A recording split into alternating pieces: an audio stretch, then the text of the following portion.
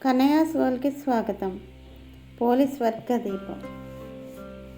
అరటి దొప్పల్లో వెలుగుతున్న దీపాన్ని ప్రవహించే నీటిలో విడిచిపెట్టే పర్వం తెలుగు మహిళలు ఆచరించే పోలీస్ వర్గ దీపం.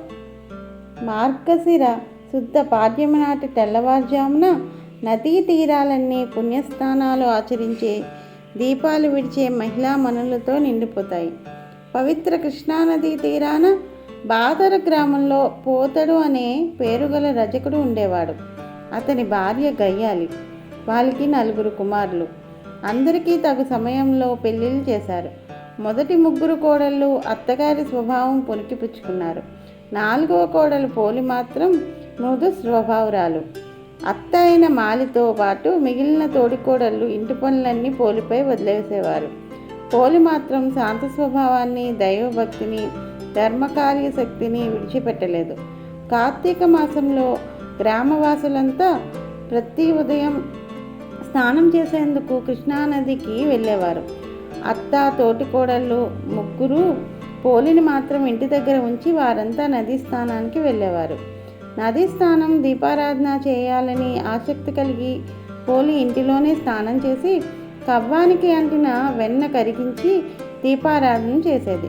అలా నెల రోజుల పాటు చేసిన తర్వాత మార్గశిర శుద్ధ పాడ్యమి నాటికి శ్రీ మహావిష్ణువునకు అనుగ్రహం కలిగింది. పోలి సశరీరంగా వైకుంఠానికి చేరింది. ఉద్యాపన.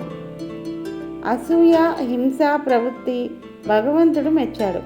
ఆయనకు కావాల్సింది నిశ్చలమైన పరిపూర్ణమైన భక్తి మాత్రమే.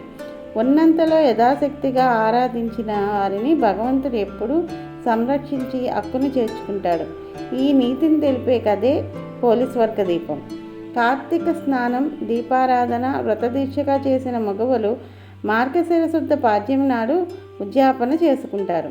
తెల్లవారుజామునే నదీ స్నానం చేస్తారు. అరటి దొప్పల్లో దీపాలు వెలిగించి నదిలో వదిలిపెడతారు.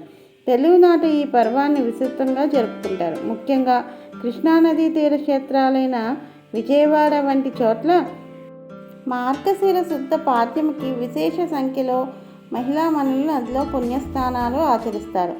ఇంటికి చేరుకున్న తర్వాత పోలీస్ వర్గం కథ చెప్పుకొని అక్షింతలు తల మీద వేసుకుంటారు. సర్వే జనా సుఖినో భవంతు.